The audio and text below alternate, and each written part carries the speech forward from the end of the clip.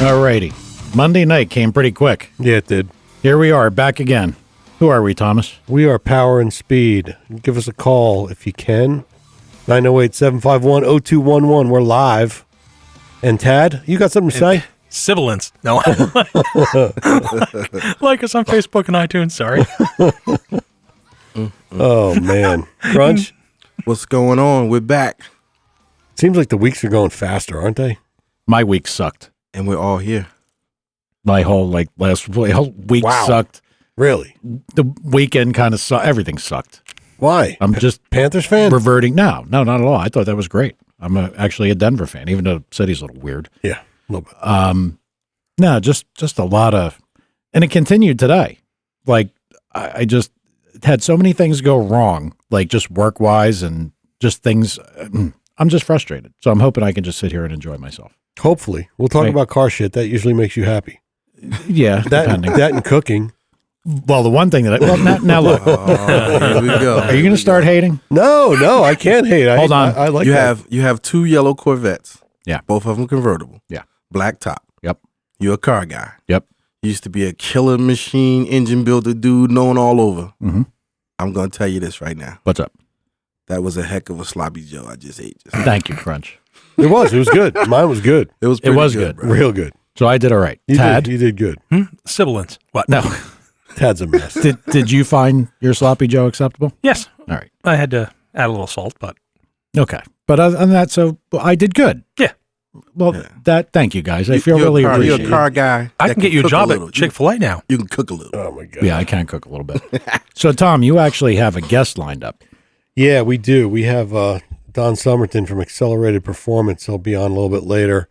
I went to Street Outlaws with him. Hang on. Interjection. Real quick. Go. Yeah. Jeff Hester just said about the sloppy joes. Like, damn, I should have went up there. All right, we'll have to alert the media. One way to from get now on fans. when Mike's going to cook. But anyway, yeah, we were at Street Outlaws together. Real good guy, real smart guy. He's going to tell us about some of the stuff he's working on doing. Yes, that's what I did. What do you guys got? Perfect time for crickets. Yeah, there you go. Well, I found a guy that's going to put Charlie Weston out of business.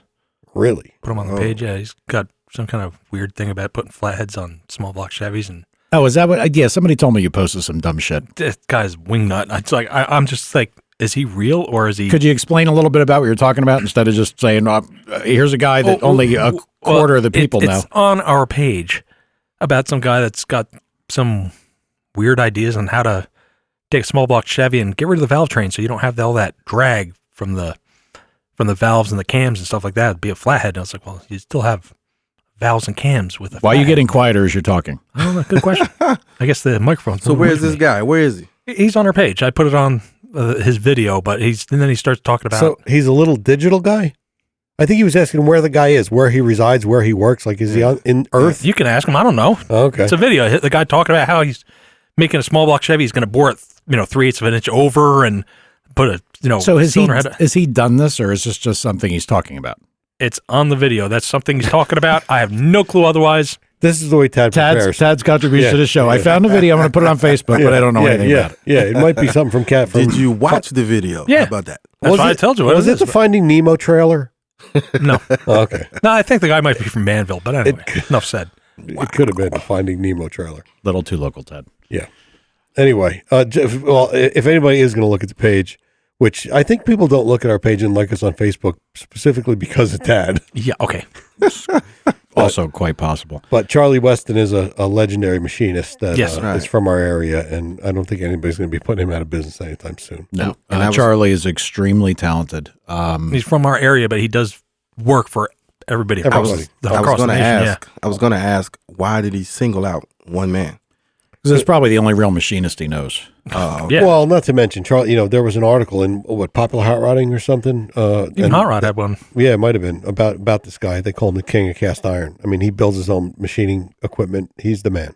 Well, he built his own engines now. Before, Yeah, he does. Yeah. Like now, people are selling, probably I guess the best way to say it would be essentially CNC prepared. Equipment. Yeah.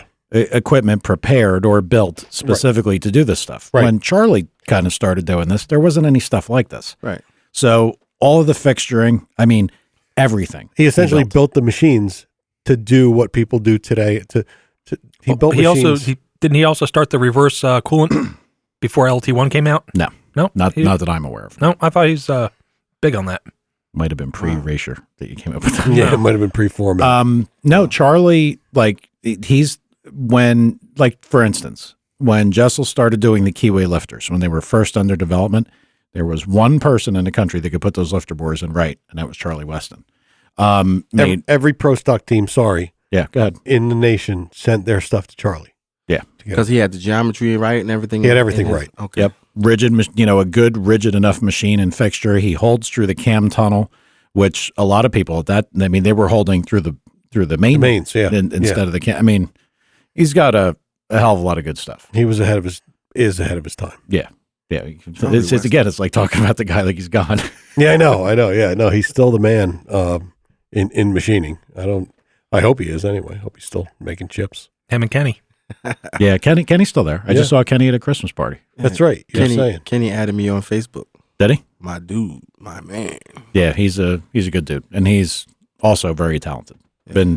I remember when he started with Charlie. That was a long time ago. Yeah, a long time ago. Yeah, I remember the stock suspension 68. Mm-hmm. Purple. Then he back halved it. What a beautiful car. Yeah. I love that car. Yeah. Wow. Yeah, it looks like okay. So that would be Don on hold. You wanna bring him in, or you want to torture him a little more? Oh, we could torture him. No, let's bring him in. Hang on a minute here. Make sure I got everything right. You remember how to do this? It's only last week. Oh, that's right. Hey, Don, you there? Yep, I'm here, guys. Nice. How are you, Don? Pretty good. How are you guys? It's good. Long time since we've spoken. It's like an hour. It's been an hour. Yeah. Possibly the day before that. So this is Don Summerton from Accelerated Performance, and I think Mike's got some questions for you about. I think the first thing we want to talk about is the Street Outlaws experience. I tried to convey it as best I could, but I think we want to hear your perspective of it. I look. It's hard to convey. Yeah, it's no secret that I've hated on these guys a lot. I really have, and it doesn't mean that they're bad guys or they're not decent people, but was all the stuff that went on down there? How legit was it versus how much for Hollywood, if you can say? Well, a lot of it is for Hollywood.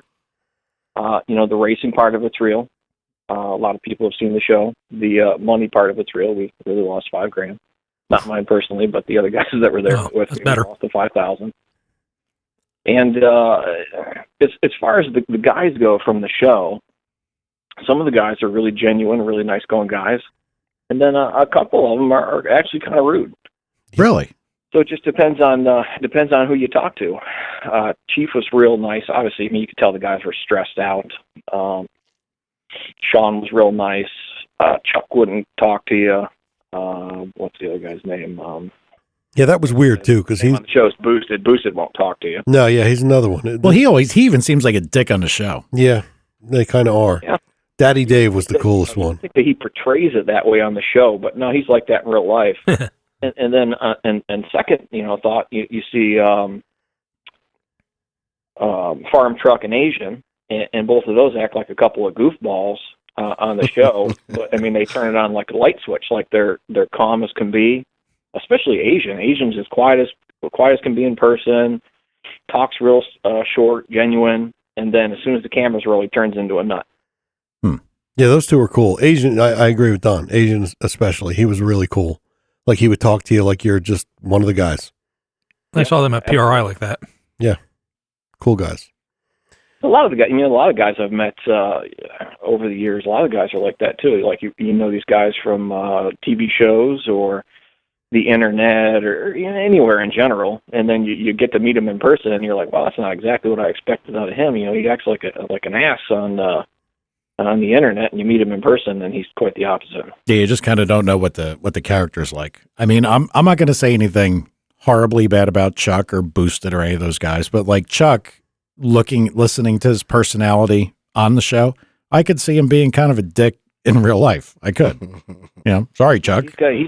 He's really, he's a real forward personality. He's, I've known Chuck, sort of. I mean, personally, we used to race the Nopi thing together back in the early 2000s when he was racing the Civic. Right. And I was with a team that raced a Talon, and that I forget what the class was called then. It was, I don't know, whatever the 4-banger class was, but he was exactly that same way back then. Huge head on his shoulders, and he's got a relatively large head in the first place. But his ego's up there, and some of it's well deserved. I mean, he does have a good track record of racing. He used to beat us years ago with that piece of junk Civic. No matter what, he would somehow always find a way to edge us out. We'd be faster than him, and then out of nowhere, he would just end up winning again. Yeah, well, that's a good racer. Racer, exactly. I mean, doing what he has to do. Yeah. So all of Tom had got into it when he could talk about it. Like there wasn't as much he could talk about in the beginning till it aired. But like the scenes of testing, like that, like if you guys went testing, that wasn't technically under controlled circumstances, correct? Absolutely not. No, and Tom was with us that night, and we were testing on quite possibly the worst road I've ever seen in my entire life. Yes, for sure. Yeah, I told him it was at a high school parking lot. And potholes. Yep. Was it asphalt or concrete? It was a mix. No, it was concrete with a mix of dirt, grass, and turns. Yeah. Yeah, there's a little bit of grass. Yeah. There's some weeds. Yeah. Okay. It was interesting, and it was strange because one of the guys that was there with us, which we knew was scouting for them, he took us out to that, and Jared. I talked to Jared on a regular basis, real good guy. Yep. And he's like, "Oh yeah, everybody goes out and tests here. We drive 40 minutes, 30 minutes. I mean, it seemed like we were driving forever, and we end out in the middle of nowhere. We're going down this road, and we're all thinking like, these guys are gonna come out of the bushes and kill us here somewhere. And we end up at the back by the school, and we're looking at the road coming in. We're like, how are we gonna test on this? Like, this is not what we're used to. Like, when the roads around here, we scout a road that's at least moderately flat. I mean, there can't be too many bumps without losing control. And we get there, and there's like, we have to line up the car to do our burnout, and we're lining the car up, and we're like looking like 6 feet out. We're like, all right, we got to put the car over a foot this way, so 6 feet out, we missed this pothole. Oh, geez. Yeah, it was pretty crazy. Surprisingly, no matter what, I mean, the car was still hooking. I mean, we had set the slip percentage. I can't remember what we were doing that night, 7-8% or something like that, and the car was. I mean, even on that dump road, it was still taking the power. Yeah. In fact, we ended up hurting it. Yeah, but in fact, it was so short. That turn that came up too quick at the end, right? So he really we actually we broke our front carbon fiber splitter in the process. Yeah, just trying to stop the car into the turn. It's just not meant to turn. Yeah. Now we know that things obviously went wrong with the car. What happened? It broke a trans? Well, it did break the trans. Turbo 400 in it. A lot of guys gave me shit thinking it was some Japanese transmission, but it's a Turbo 400, just like everybody runs. All the good stuff. I mean, the trans has been around for a while, and maybe it's my own fault. Maybe I should have went back through it again before the show, but it hadn't given us any hiccups in a long time. And the only thing we were breaking back then is we were bluing the gears. We weren't getting enough fluid up in the front, and we were bluing the first gear and stuff like that. It never caused a failure when we were taking apart, but for some reason or another, this particular time, we and I don't know what caused it first. I don't know if it was A or B, but the forward drum has a lip seal what holds the fluids behind the clutch pack, and I don't know whether the clutches went first and allowed it to move too far where it pushed the seal out, or the seal went out first, it lost pressure and cooked the clutches. But I mean, it was basically welded together on the inside. So no first gear, no reverse, no trans brake, basically what it boils down to. Now, of course, the question has to come. If you didn't brake, how would you have been? Would you put it on them? I mean, like, where did you think you were at? Or do you not want to say in case there's another opportunity? I would totally say. But we did our testing. We had everything in order. My car, in the Detroit testing, like 2 or 3 days before we left, we were setting it up with a V-box in the car. We had GPS in the car. And we did maybe 3 or 4 hits that night, and which range anywhere between 460 and, I don't know, maybe 490, depending on how the run went. So, I mean, I watched this car in person. I mean, I watched plenty of cars I've been racing for a long time, and he's definitely at that point where he was running it that night. I mean, he was probably closer to 5.0, 5.1 would have been my guess. Yep. That's what I was thinking too. We should have had him significantly. That's what I'd love to see. Yeah, because and also I think that little strip that we had that night might have been a little bit better than what you had in Detroit. No. Yeah, absolutely. Yeah. The road we were at in Detroit was a municipal, kind of almost like a lead road to a bunch of industrial complexes, and that road back there is, when we race back there, when we go up there, we're talking about more along the lines of 10 O's, 1050 cars, stuff like that, like more normal street cars you could drive there. Yep. And, I mean, we were still managing, even on that road, to put down the power there, even with the cracks and the gaps and stuff like that. So when we got out to that venue that they had picked, I mean, it was basically new concrete. Yep. Which was good and bad. I mean, there wasn't a lot of rubber on it, so it probably would have made things tricky as you got down maybe 300 feet out or something like that. But I still don't think. I think the computer wouldn't have been able to handle it. Yeah, I think I think it would have been way different. I think we would have. Yeah, we do run. We don't run traction control in my car, but we do run something similar to it where we use RPM limiters based on time. Yep. And no matter what, once you lift the trans brake, the timer starts. No matter what, even if it had gotten out 300 feet and tried to break the tires loose, it still would have only been able to raise the RPM, maybe 100 RPM over my threshold anyway. So, I mean, it still would have hit the rev limiter and brought itself back down. I mean, it wasn't going to do anything. It's not RPM based and I'm sorry, not RPM, wheel speed based or anything like that. It doesn't know front wheels are up. It doesn't know torque converter slipping. All it knows is time and RPM. So it's a relatively effective way to work versus doing the rear wheel speed over torque converter method.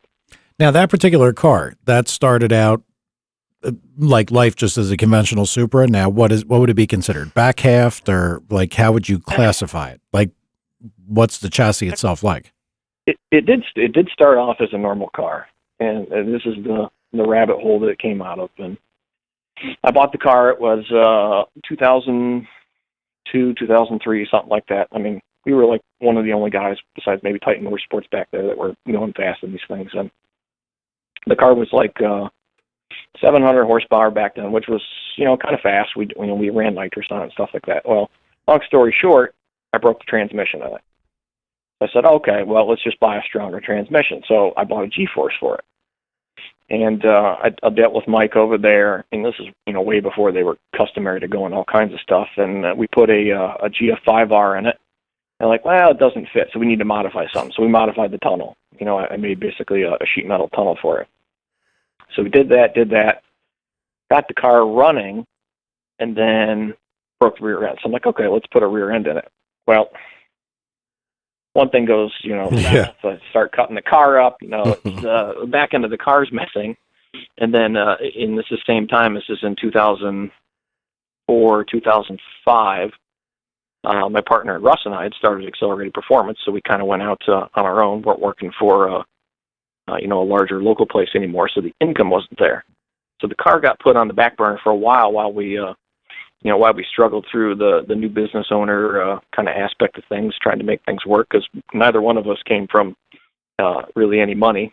We started the company with, I think, about $5,000 the first day by the time we paid all the upfront city crap, I think we had about $5,000. So, I mean, for probably a year or 2 years, the car got put on a back burner while we kind of forged the business into what it is. Yeah, so you started to fix things on the car, and then it progressed. I mean, it's like, all right, we're gonna fix the trans, and while we're here, we could back half it. Yeah, I mean, we're cutting stuff. Yeah, I'm curious. The problem was you get a couple beers in you grab a sawzall, and the next thing you know, you're trying to make a 4-inch hole and it's 8 inches. And you're like, I'll just take it to a foot. Well, the back of the car's cut off, it's on the ground. Everybody's staring at it. We're all drunk. Quick question for you. You got a back half car. Quick question for you. What size are the back tires?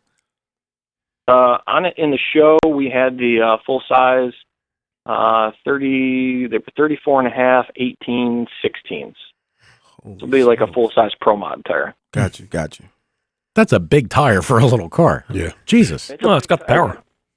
Wow. It made 1680 to the tire on our chassis dyno. That's So a lot of we power. just estimate it somewhere in the 2,000 to 2,200 horsepower range. Wow. Holy smokes. But the car weighs, the last time You're not supposed to 200 tell. driver, I think it was 28, 30 or something like that. Wow. And that was with all glass, roll-up windows, power everything in the car besides the dash. I mean, there's obviously nothing but switches in it anymore. Yeah, so it is full on race car now. That's what it is. I mean, It's a race car, yeah. but you still drive it like to the local pizza joint and all that stuff, right? Well, I don't really drive it to the pizza joint, but we'll occasionally we have our local kind of car meets that go once a month, where I'm almost kind of expected to go. Yep. And I usually take it to that stuff. We'll drive it out to the local ice cream joint up the street just to kind of screw around. But you can't really take the car out without having a bunch of people to talk to. Right. So honestly, especially when it's hot out, I don't like driving it a ton. It does run hot, and then besides the fact, it rides terrible. Yeah. I mean, it bounces down the road like an inner tube. Yeah. It was. Until you're on it, the car doesn't feel stable at all. As soon as you get on the thing goes straight as an arrow. But if you're just cruising down the road and you don't have any torque centering up the rear end or anything like that, I mean, the thing drives awful. Yeah, that's funny. So are you planning on trying to get back down there to mess with those guys, or is that over now? Well, that's not over. But my understanding was, and I don't know if this is written in stone or not, the producer that we were dealing with is no longer with the company. One of the other producers that we had met there is now running the show, and he was talking about doing a version 2, I believe, of the exact same 6 racers that we had there in the first place. So Okay. I think a lot of the guys, at least I know from our group chats, we have a little group chat that we use, and I know a lot of those because everybody really went unprepared. I think we were the only guys out there really testing, especially on the street, because everybody was, Boris is a well-known track racer. Trevor from out in Washington. I mean, that's all they do is track race.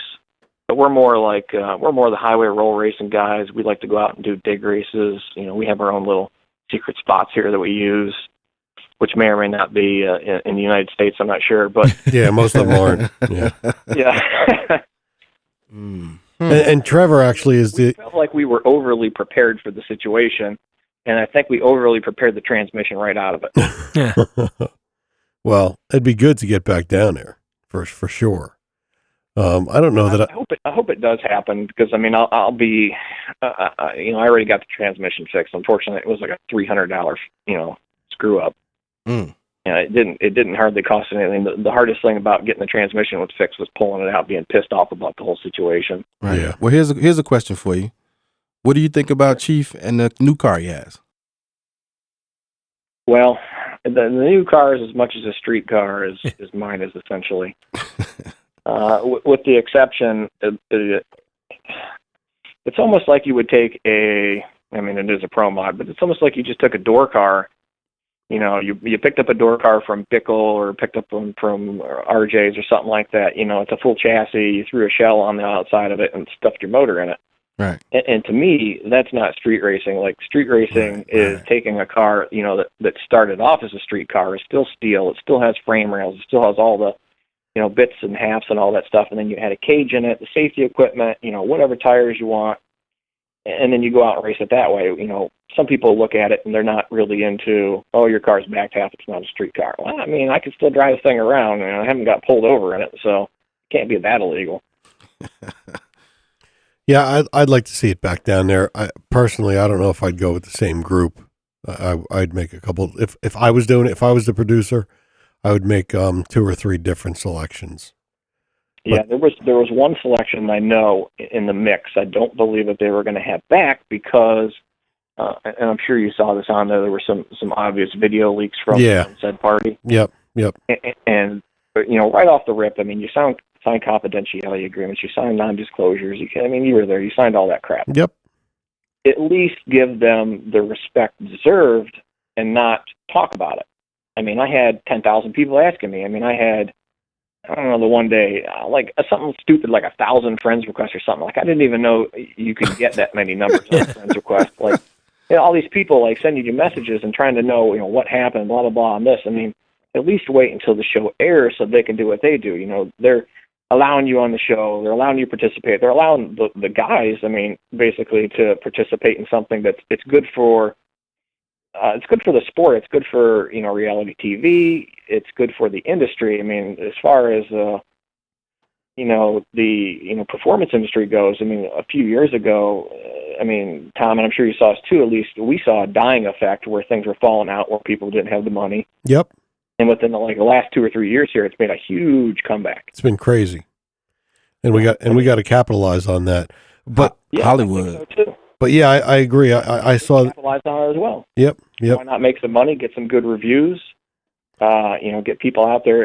The downside of it is I'm not 100% into getting large groups of people and going out street racing. That's where somebody usually gets injured or hurt or something like that. But that's, you're not going to get rid of that no matter what they do. No. There's always going to be a group of guys out there who think their balls are bigger than the next guy, and they're all going to go out there and they're going to try and fight and race and do whatever. That's just guys. That's just what it is. So.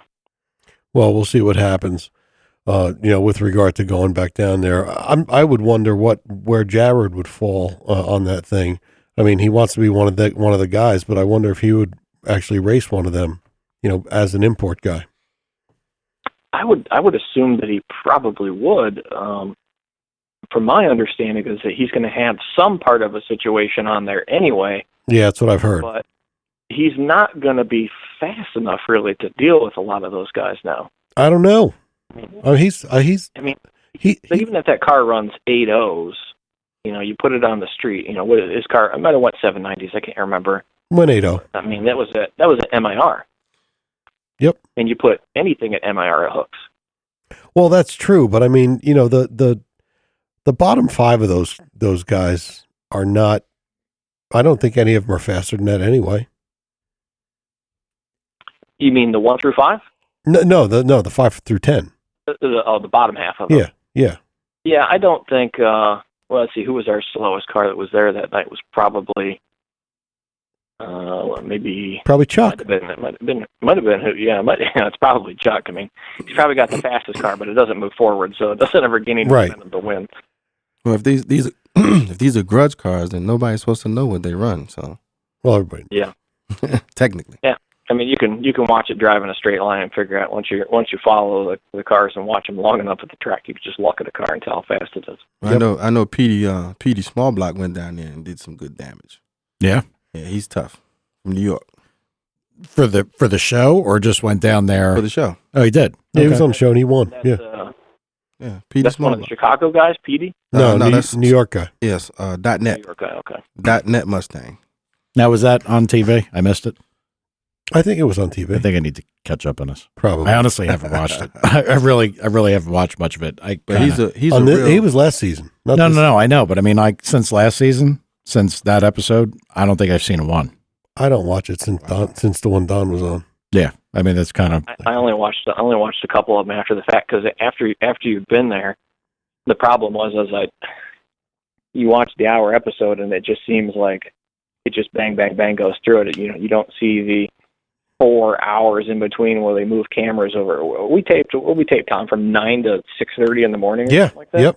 Yep. It's crazy. It was light when we were leaving. 8 minutes till the sun came up. Yep. Wow. Yeah, screw that. It was. I will say it was fun though. I mean, it was. Cool. It was definitely fun, tiring. It was tiring. Might have been. It was a good experience overall. I don't like traveling. I don't like going anywhere. That's one of my kind of pet peeves of the whole thing. But when everybody was out going to see the different shops, I just sat in the hotel room and took a nap. Well, there is one very important question from all this. Did it mean anything for business? I don't know that it did or not. Well, that would be hard to gauge.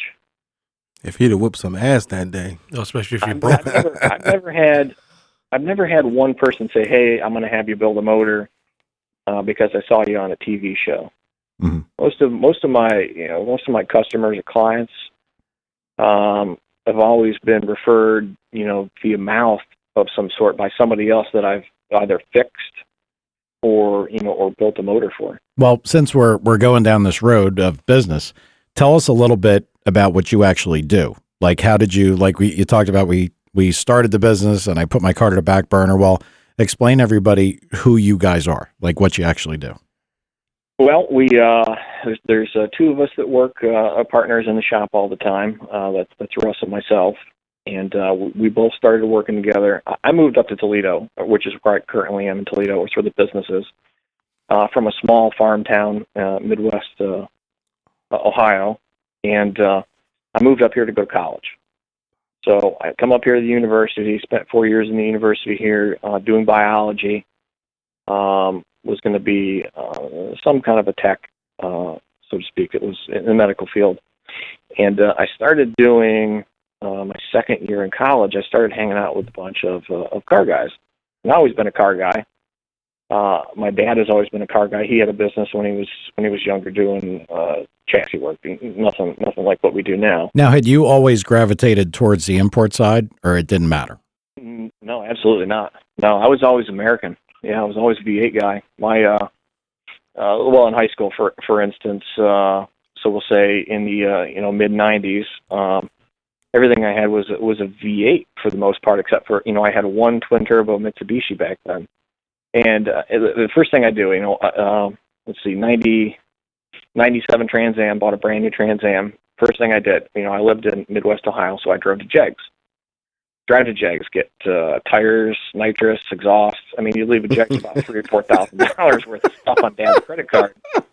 And I would go back and install this stuff, and then we would go out. I always had the fastest stuff in high school. Like, I always had to be that way. Like, I could never take the fact of being second fastest, and I would always do whatever it took to be the fastest, whether there wasn't a lot of competition in a small town I was in, but no matter what, I always had to feel like I was the fastest anyway.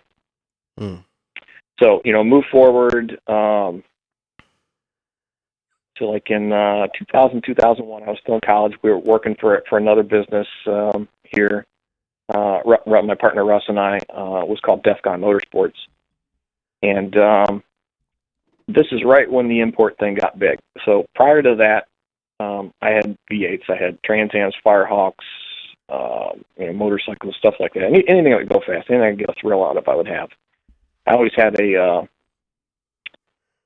Curious George kind of mentality. I would do anything in my power, just like Curious George was to get on the edge of whatever without hurting himself. Do you still have a picture of that Trans Am? Yeah, probably. Oh, okay. Because Mike's brother had one too. Yeah, well, he had the 94. His was he bought on his anniversary once. His is T1, yeah. Yeah, he had the LS one. He got a good one. Yeah, we'd like to see that picture on our Facebook page if you can. LS1 didn't start until 98 in the Trans. Oh, did you have a 99 or did you have a 97? I had a 97, a 98, and a 99. Okay.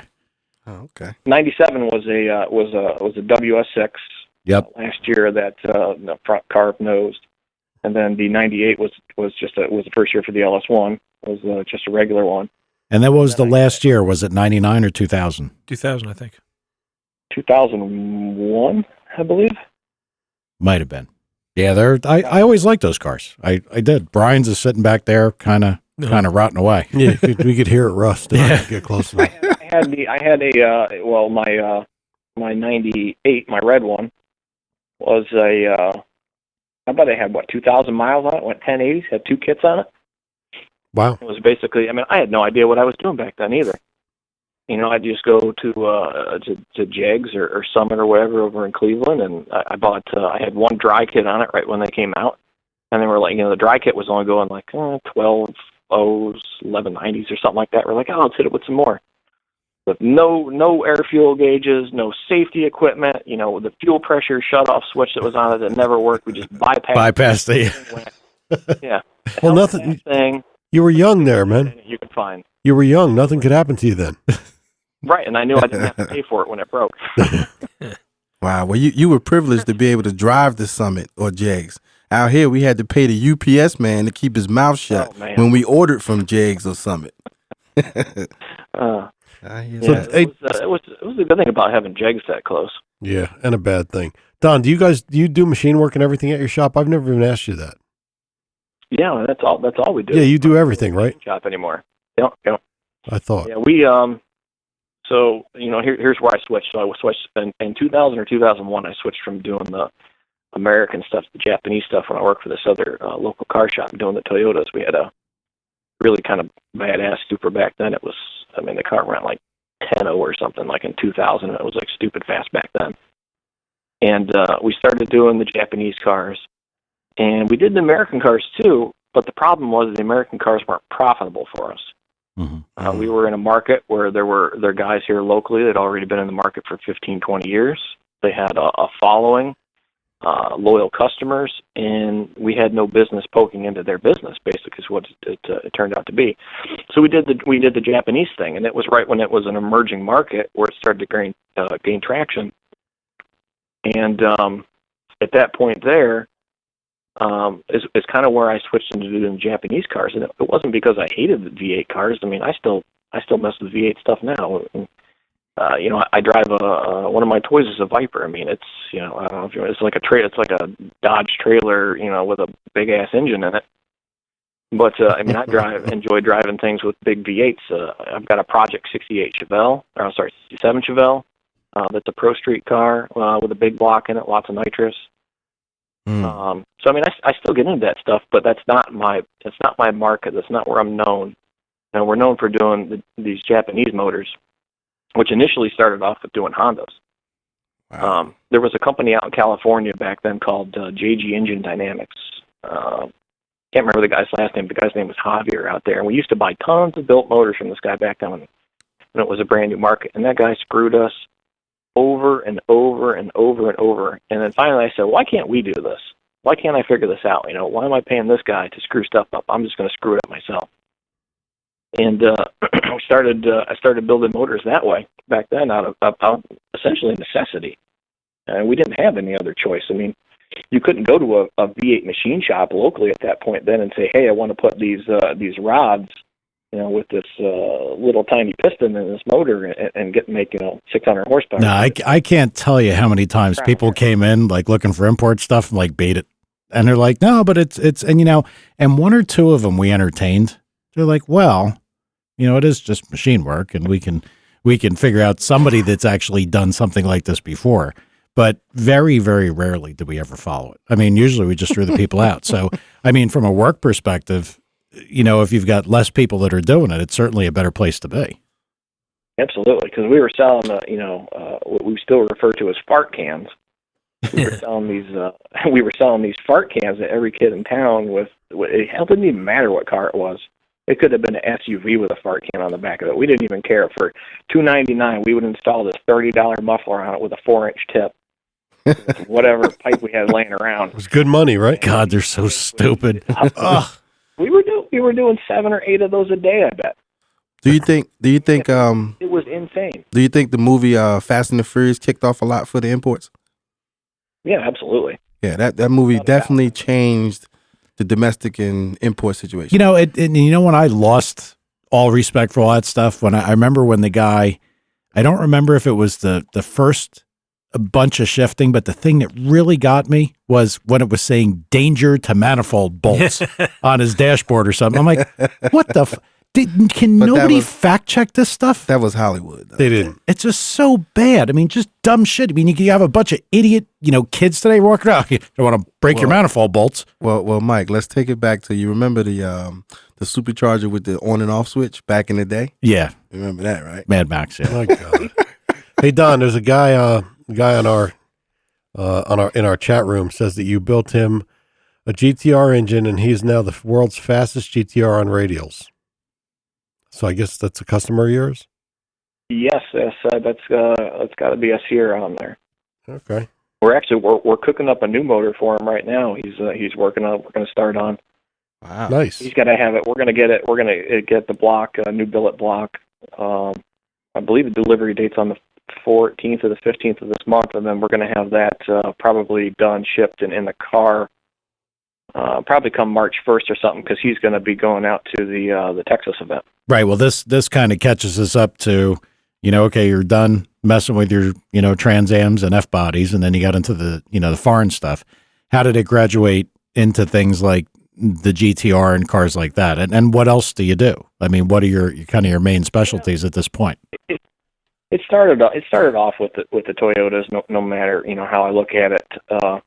Really, that's where we started to gain traction. We had a customer that let us kind of take his credit card and do whatever we wanted to with it. And back then we were hated. Everybody hated us back then. We had this car we called the top end car. Dave did the head for it. I did the motor. I built the rest of the car, all the fab work, etc. This was, I don't know, 2003 or 4 or something. Is that Jamie's car? Top end car. I got to stop. You know how hard it is for a car guy to hear? Well, the guy did the head, like the head, Yeah. not heads, the head. It's disturbing. There's a couple of D heads out there. Yeah.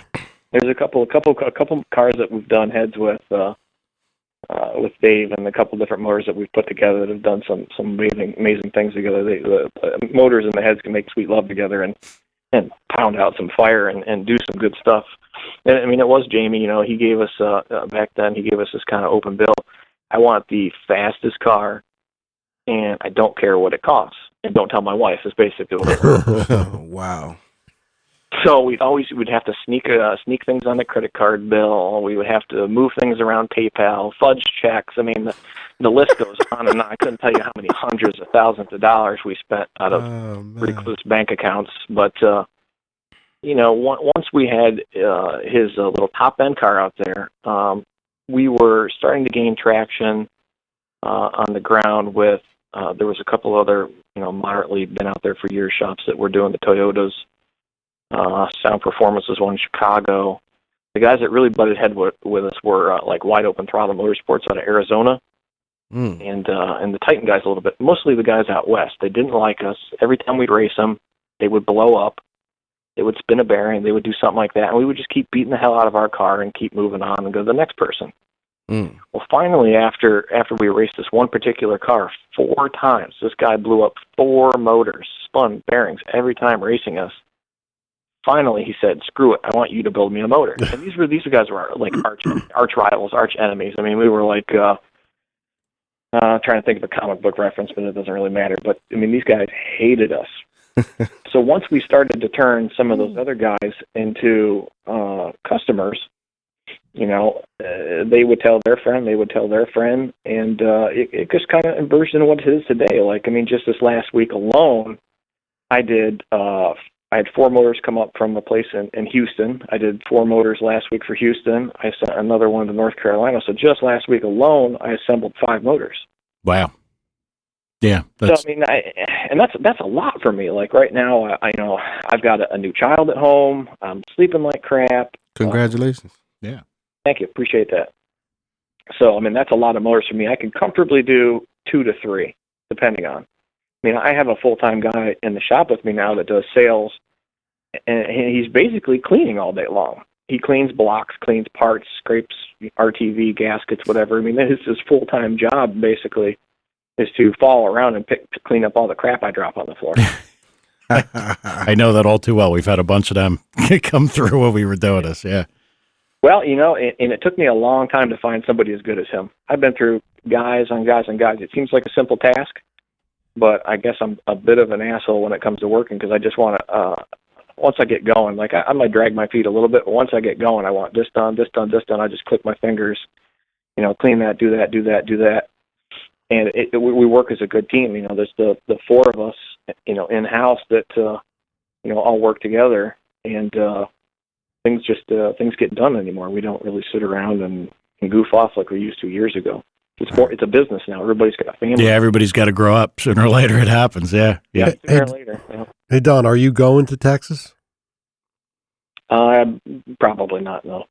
Oh, that's right. You did say you're not a traveler. I just made my plans to go. Me and Dave are going. The problem is, I don't fly for starters, so then it's a 22-hour drive. Oh, you don't? And, why don't you fly? The main reason is because it's not attached to the ground. Okay. That's a fair reason, man. All righty then. Well, if we were supposed to fly, we would have wings. Okay. Every time, I've been in airplanes. I mean, I've been in smaller planes and whatnot, and it's just, it's not really my cup of tea. I don't care for the fact that, I can understand how all these mechanical devices work, and it's all garbage. So I wouldn't take my car and fly it in the air. That's for certain. I would expect that thing to break and I'd crash to the ground. So I got you. I'm sure the same scenario goes with those things. It's only a matter of time before everything falls out of the sky. So you're not taking a chance on a $300 drum when you're at 36,000 feet. Absolutely not. Got it. Well, that makes me feel good. I'm flying to California Wednesday. I don't worry about it. I don't either. I enjoy the shit out of it. I'm twisting my head trying to look at like the cone of the motor, and I don't. I sleep. I just fall asleep, man. I sleep. Yeah, I fucking with everything that I get my hands on. I go to sleep. I don't have time to be worrying about crashing and stuff. And the clouds that's when you know you're too high. When you Clouds. look, that's for me. Once we're like up over the clouds, well, I don't even know. You're just looking out of the window. I mean, it looks like you're looking at snow. Who cares? Well, Wednesday, I got sleeper seats. I'll be sleeping both ways. Yeah, the good thing is if the wing falls off while you're looking at it, you're going to crash down. You won't remember anyway. I'd like it to be fast. Like, see, that'd be the worst thing. Like if you're way up in the air and, a motor falls off and all of a sudden the plane, and now you got to wait till you hit the ground. That sucks. Yeah, that's true. Maybe it'll just blow up and you'll get lucky. Yeah, but hitting the ground, I mean, how long does it take at 560 miles an hour? I bet a while. Well, it does. It's 8 seconds. What, You probably have a heart attack just speed or something? 10 seconds. There's probably math for that, huh? Wish we had Alan here. Yeah, I know. I'm superstitious. We're going to change the subject. It's the abrupt stop that gets you, too. All right, so primarily Toyota. Obviously you do Toyota. Nissan GTRs. Any GTR motors? Okay. Have they slid to be more part of your business as of late? Like, are there more people messing with them than are used to? Like, because I mean, obviously, when they first come out, I know it's a little different time. Like, a lot of people would buy a car and not like him, not like Don, and they wouldn't mess with it right away. The GTRs were expensive. There weren't as many out there, so people probably weren't just jumping right on. I don't understand those guys. I don't know how their brain works. Really? I can't understand leaving something stock. Okay. Yeah, but I mean, buy a brand new car and cut the wastegate hose or something at least. Hello. Yeah, That's got a part. That's a car guy. Yeah, that's a car guy right there. So those GTRs, have they taken a larger portion of your business, like over say the past couple of years, or how has that gone? No, not at all. Like I'd say probably about 3 years ago, they were a bigger portion of the business.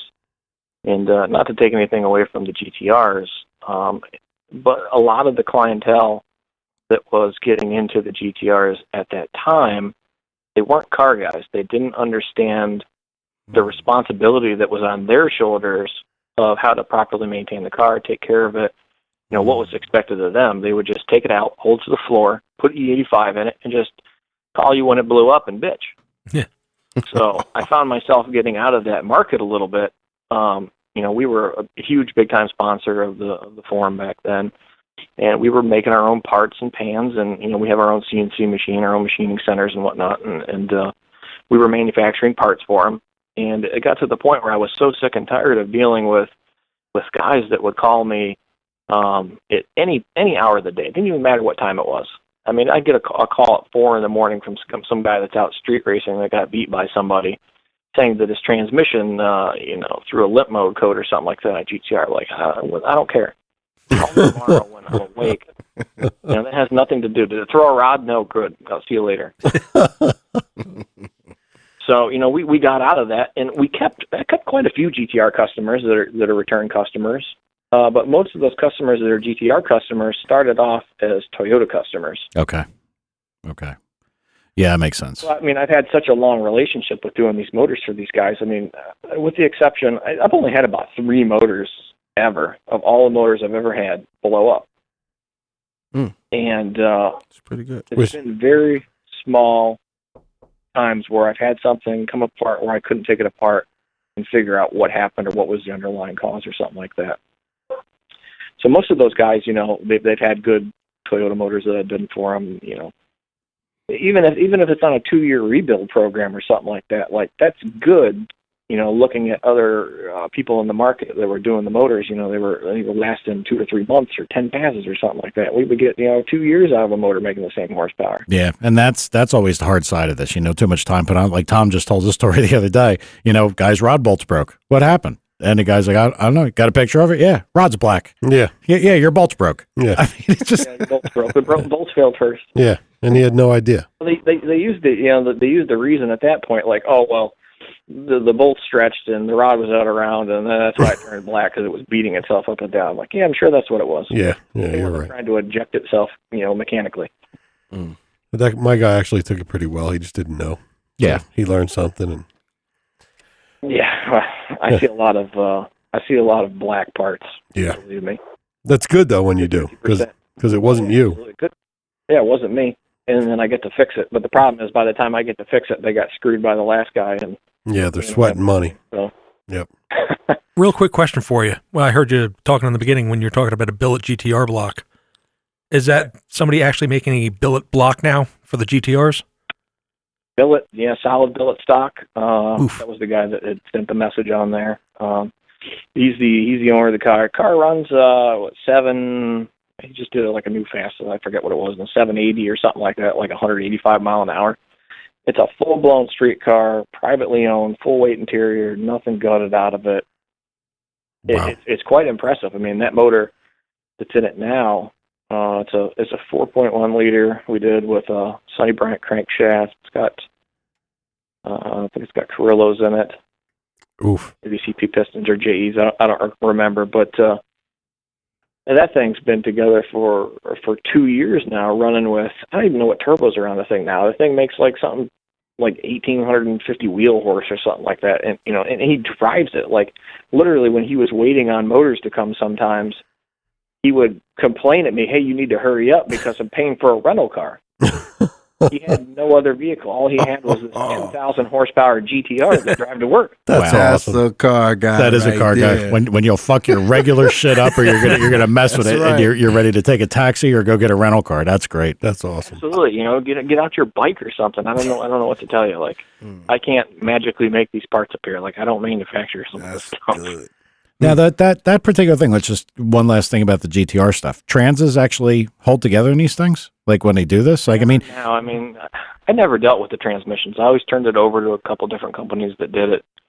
John has a real good, strong following here. He's not that far away from me, so I had him do a lot of the transmissions. because it just seems like that the one thing with the foreign cars is that once you lean on something, you very quickly find The weak points, the yeah. weak points that follow. Yeah, I mean, the same thing could be said for any car, domestic car. I mean, you take a brand new GT500 and make 800 horsepower, that'll chuck a rod through the side if you're not doing it right. Yep. He's right. Okay, well, Yeah. GTRs are pretty good up I mean, to. I had one just a little while ago, just a bolt-on Kenny Bell blower kit that a company up in Detroit, well-known company, Livernois, did. And customer, I've done a lot of their tuning. The guy's a car guy. I mean, he's got all kinds of stuff. He's got big supercharged Viper I did EFI on. He's got this basically immaculate, like completely ridiculously restored Challenger that's got a brand new like 6.4 liter Hemi in it with an F1 on it. Nice. I did the EFI on that thing. So, he knows how to maintain these cars. I mean, I don't think there was anything that he had done ill-intentionally to the car, like put bad gas in it or ran it low or something like that. Like, I mean, the motor just broke, and he didn't give a shit. Yeah. Well, He took it in. They pulled it out of the dealership, and he took it home, and he bought another motor for it. I mean, he just knew. yeah. You want to make 850 horse, stuff's going to happen. Yeah, I mean, that stuff is going to break. That's unfortunately a big part of doing this kind of stuff. Wow. Yeah, hopefully it's not a wheel falling off or something. I got to tell you, it seems to me that like a lot of the newer cars, it seems like there's more and more people. I mean, maybe it's just me and I just never paid attention to it, but it seems like there's so many people like Jeff, the fireman, bought like almost a brand new car, immediately, bam, starts messing with it like right away. Yeah. I don't remember that happening. Right, but I'll tell you this: you have to have money. Maybe it's different for To you. I handle don't that. remember that not happening. Yeah, I remember it happened for years now. Yeah, but like years and years. It depends on who you are, I guess. Yeah, I mean, guys buy cars and they deliver them somewhere with 9 miles. I guess I on hung them. out with a bunch of broke people that could never. That's exactly what it was.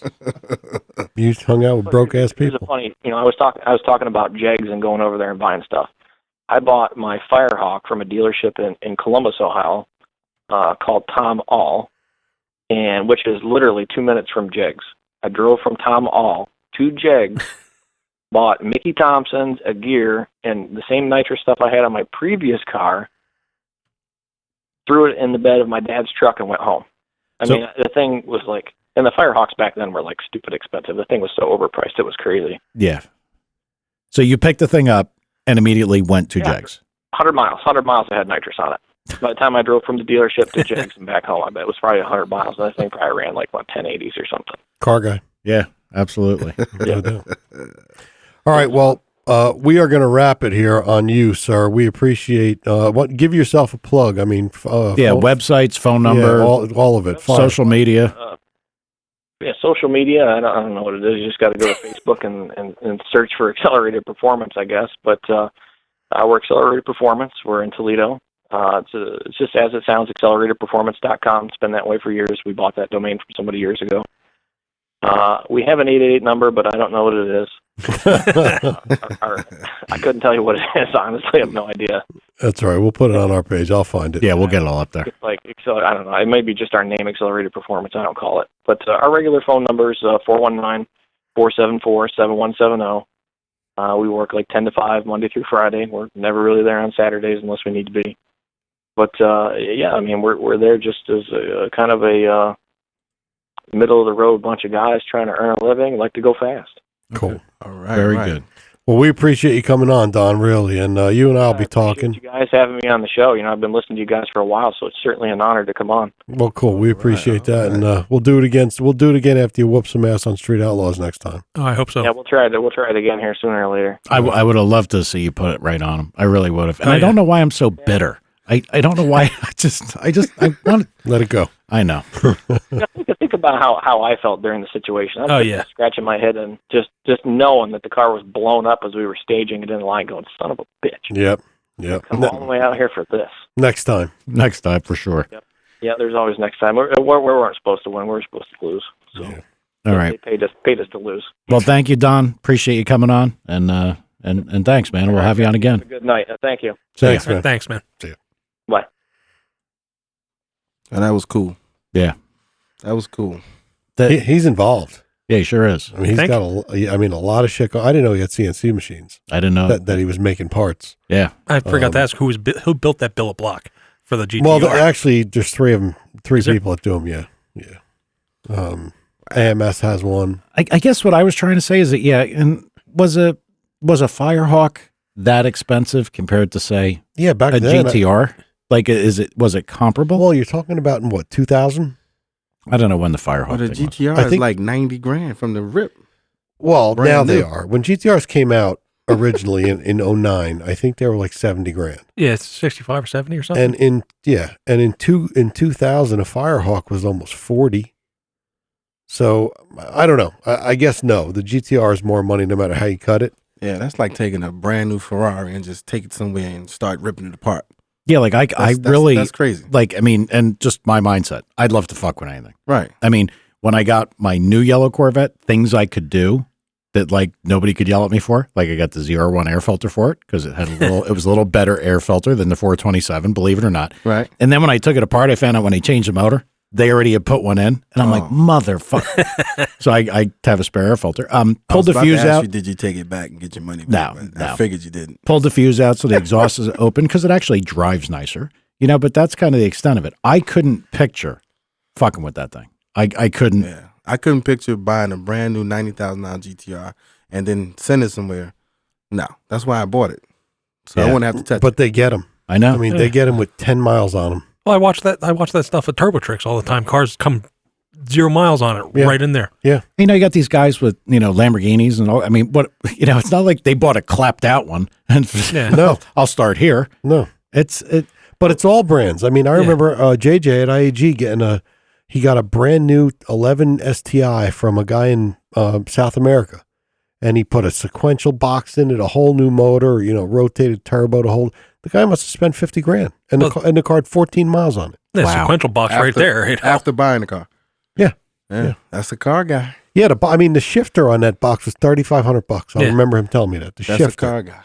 When it was inertial, Jesus, those pressure fed. So like the rally cars would use. Exactly. You just bump it and yeah, $3,500. I think I'm gonna get that 4-door Porsche. And then go and take it somewhere to rough. I'm going to take it to rough and tell them, just throw $75,000 worth of mods on it and give it back. Not me, man. Where are you getting that money? I don't know. I'm just wondering. Because that's the big barrier. They call that the barrier to entry. Yeah. And look, this might be digressing, but as we're talking about the street racing and street outlaws, Mike, I think you have a song for me that I would play if I went drag racing on the street right now at 44 years old. Please show me what the song is, Mike, so that the fans know. Oh, okay. You gotta love these guys. There we go. We'll start up without ducking. Okay. We can't have those words on here. We can't. I actually had that for Alan. I actually did have that for Alan because he was always complaining about police brutality. So every time he started running his mouth, I'd play that. Yeah, all pissed off. I've been dying to say that on the show, man. That was funny. So the only other thing that I got to say is after watching the Super Bowl, who feels like they have to have a Prius 4? Because that thing must be a hell of a hot rod. Was that the bank robbing commercial? Yeah, that's stupid. A Prius. I didn't see it. It was funny. You didn't see the commercial? But it was funny. No. 4 idiots robbed a bank. And then to add insult to injury, to show you how stupid they are, so they had their car towed. Well, then they're going to steal a car. If you're trying to run from the cops, you're going to steal a Prius. No. You're going to think about it. No. It would if it was between a Prius and a skateboard. I'm getting on a skateboard. Absolutely. So now they were advertising like they're running away from the cops, and it was a funny commercial though, bro. Yeah.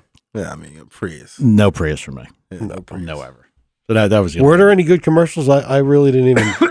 I heard something about some kind of monkey dog baby thing. I can't even. We don't even know what it is. Like what it looks. It's crazy. I don't know who thinks that shit's cool, but I think it's stupid. Yeah, that was really strange. Like I watched it the first time, and then when it came on, I watched it again. I was uncomfortable about a couple commercials dealing with kids and sex. Remember that? Did you see that? I must have missed that. You must have a different fucking set of commercials. After every Super Bowl, I guess people have sex and they make these kids. So instead of calling like, the baby boomers and all that, these were the Super Bowl kids. Like people having sex after the Super Bowl and all these kids. So you didn't see all those commercials?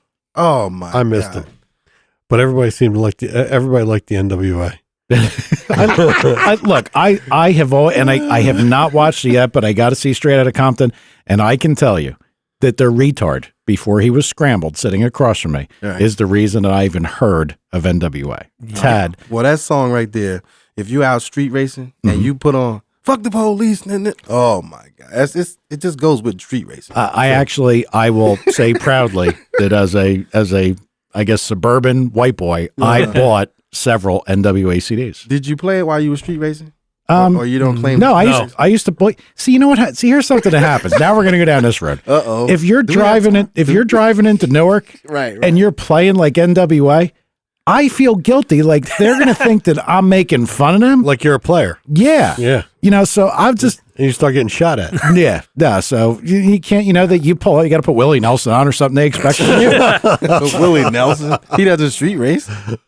Yeah, you know what I mean. So he's trying to fit in with the culture that he should be. Yeah, should be. Get a little piece of straw in my mouth. Because you don't want to. You don't want to look like you're playing.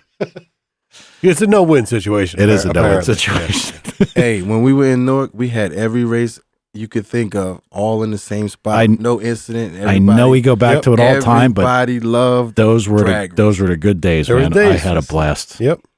All right. Anything else, Tad? I have to say I'm proud of you. Actually, asked a question. That was pretty good. You know what? And I think Ralph really didn't like me because I brought in those videos and we were watching them on your VCR. Listen, you brought the videos to the shop. Ralph liked you. He didn't like FUD. Well, that's different. Listen, what it was is he always said the same thing. He said, "Your friend Tad is strange. Your friend Alan is warped." That's what he used to say. So until next, I know time. he liked me. Yeah, he did like you. Well, we had a name for you, but we can't. Yeah. All right. Well, we'll be back next Monday. I think Tom actually got another guest lined up. Yeah, I do, and I'm going to California. We'll be talking about pro stocks. Yeah, that's true. I might go with you. Yeah, I can't wait to see the pro stock thing. All right. All right. We'll see everybody next time. Yep.